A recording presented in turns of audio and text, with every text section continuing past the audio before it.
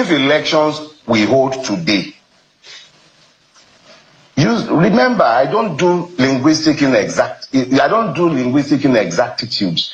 If elections where our vote to count would hold today, I'll vote Peter Gregory Obi, unless somebody else comes into the race that I believe can do better. If it's still the same lineup as the last time, it is definitely Peter Obi that I'm voting. I would hope that he would be a little bolder with his policy platforms, but frankly speaking, in terms of capacity, in terms of integrity, there is nobody else that I will be supporting. Something drastic has to happen for me to decide that I'm not supporting Peter Obi. It might be that I teamed up with some objectionable persons that I cannot stomach, maybe because of some people that I might team up with, and that is a real possibility. But outside of that, if there is nobody else, who am I supposed to vote for, Bulaba, or is it Atiku that will now queue behind in 2020 if there were to be an election today?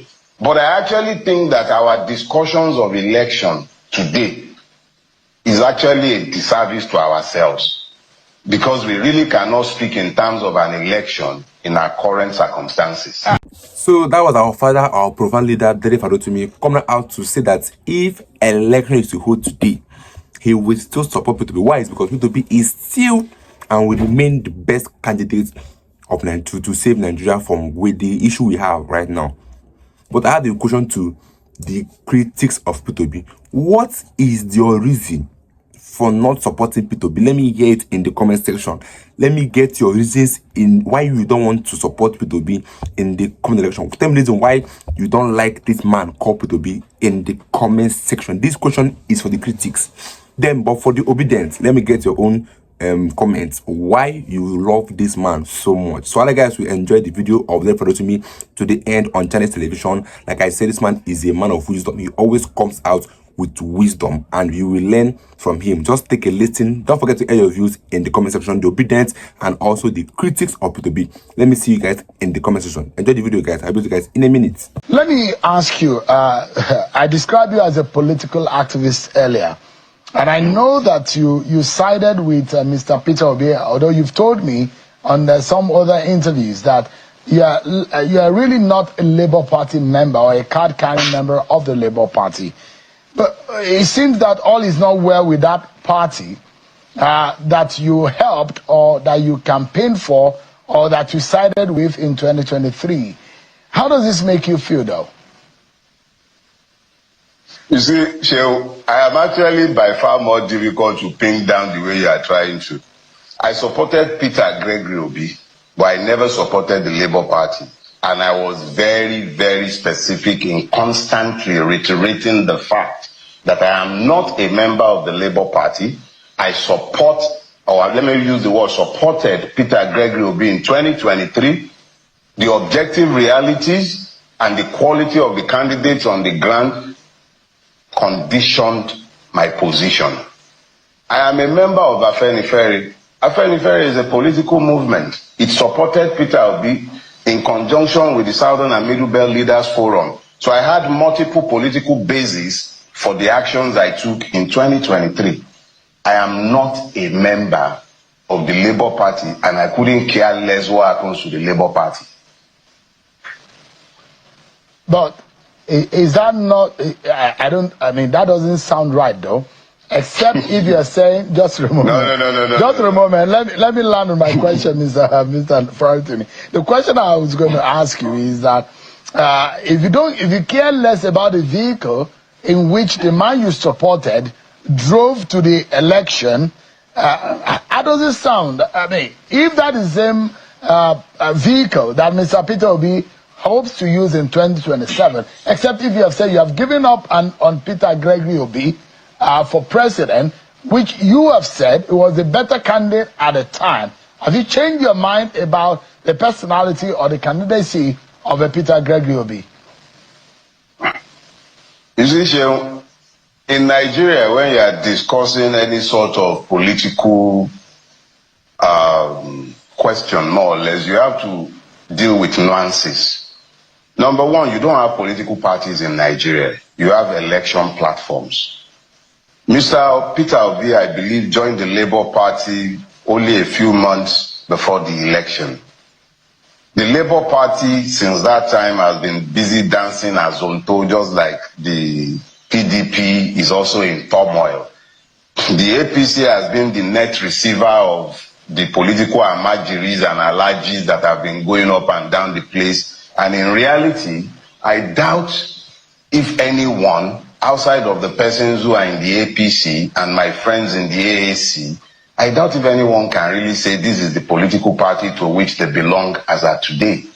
The reality is that neither the Labour Party nor the PDP is on any sound footing to the point where one can speak to them or of them as political platforms. I don't know where Mr. Peter Obi will be in 2027. I don't know where Nigeria will be in 2027. I don't even know if we would have an election worthy of his name in 2027. The totality of my political focus as we speak today is electoral reform.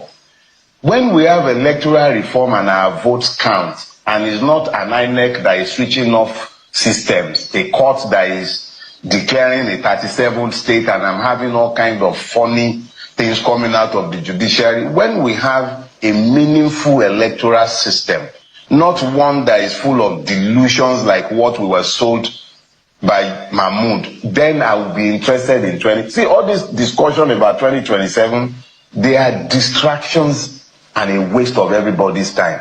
Is there going to even be an election? We've had 5 gubernatorial elections, I believe, since 2023 elections. Each and every one of them have been successively worse than the last.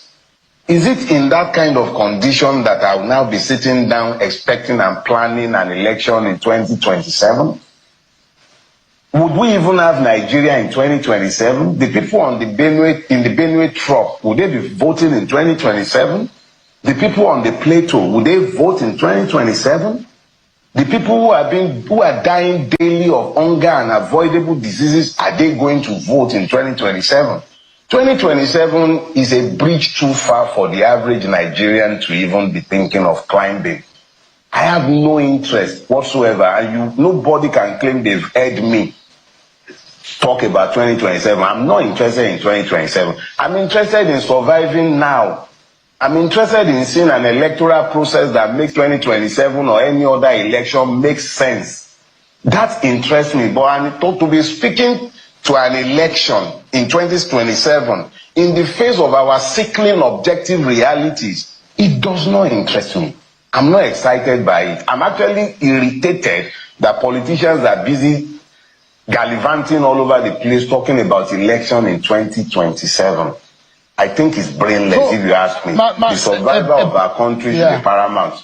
A part of my question is whether or not you still believe, although you've said that you do not think that 2027 is up for conversation.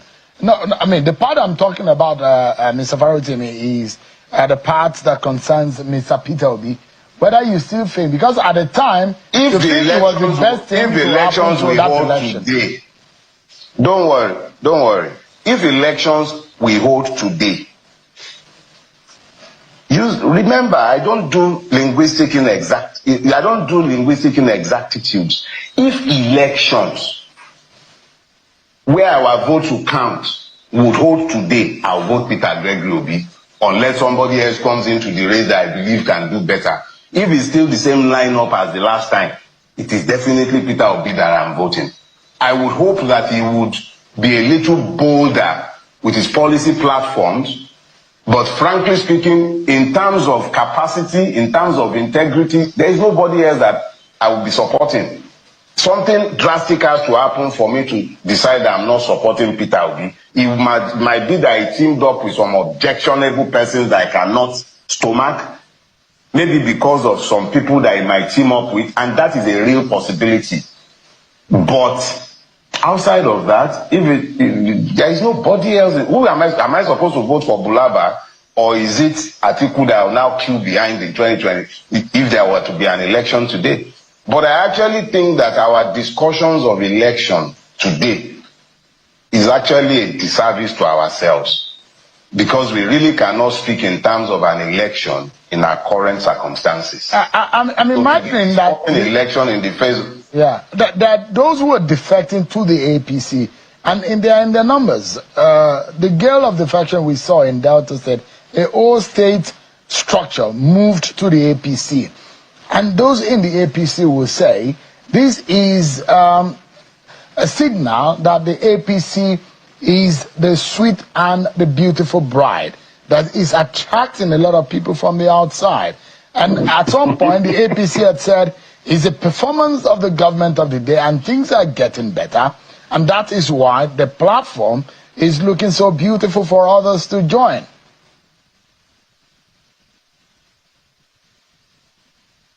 Oh, is that a question? Yeah, absolutely. Because, I mean, in the manner you spoke about the defection. Look, Sheil, let's get something clear. Nigerian politicians have never had differences between them. It is the people who have required unification. Nigerian politicians are as united as they have ever been, and in recent times they've more or less become as one. It is the people who have been divided into multiple bits.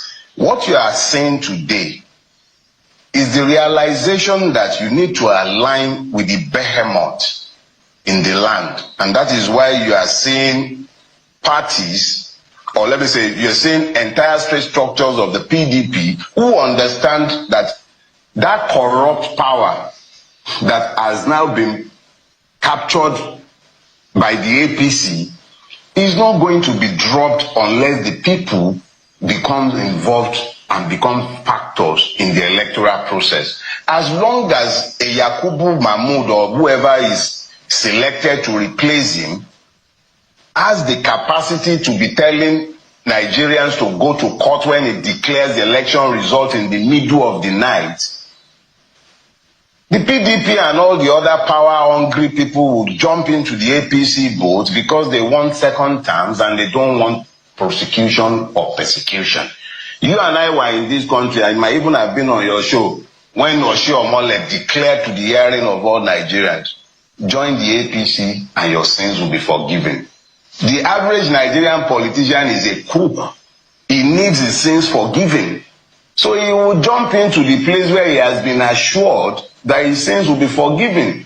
Not only will his sins even be forgiven, he might be persuaded that INEC will work for him. The judiciary will do his bidding because the levers of powers in the hand of the APC will be made available to those who are in compliance with the APC.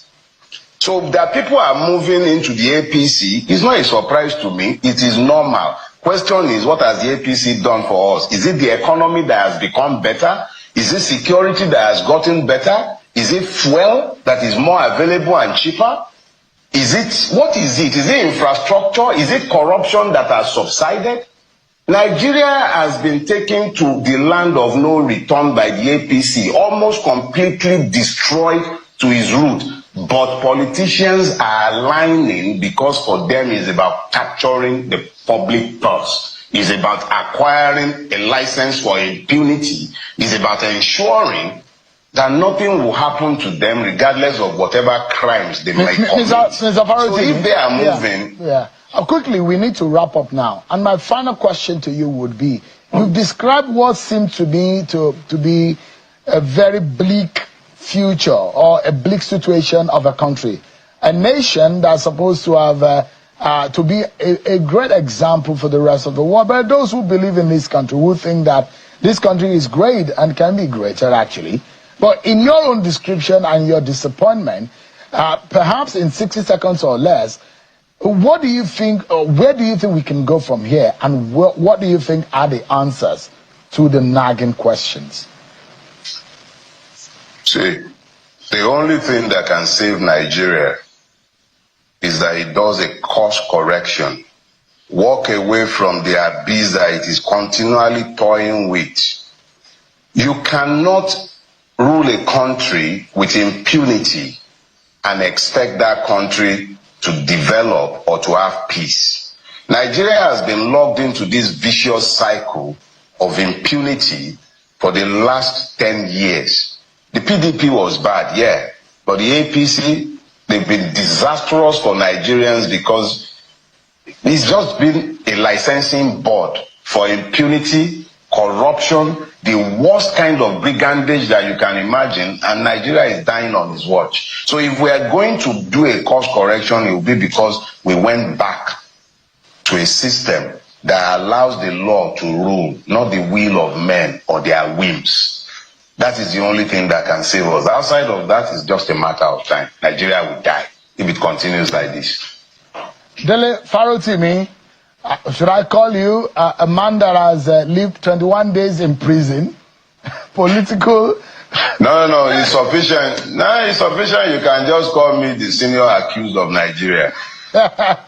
You don't have any reason. You don't have any reason at all not to like P2B. P2B till today don't have any bad record when he was governor. The EFCC cannot come out and say that, okay, this man stole so amount of money. The EFCC cannot come and say that this man did nothing. No trace of crime or criminality. No trace of anything about this man called Peter Gregory Obi, obedient leader. No trace of bad record, no trace of criminality, no trace of unaccountability, no trace of anything. All you can see is a man that left a footprint worthy of emulation. The P2B left a trace that is worthy of emulation. If you emulate P2B, you be a good leader. Like to me say that if only he can be bolder. P2B is always a man that walks, that does things in silence, and then comes out to tell what he has done. Because now there are many critics here and there why he's not fit, why he's not worthy, he have not said anything. But once he comes out to say, he drops a wisdom, a wise or wisdom-filled statement. This is why I love the man called P2B. But let me get your views in the comment section. I'll be in my next video. Don't forget to subscribe to boy again. Stay tuned, guys.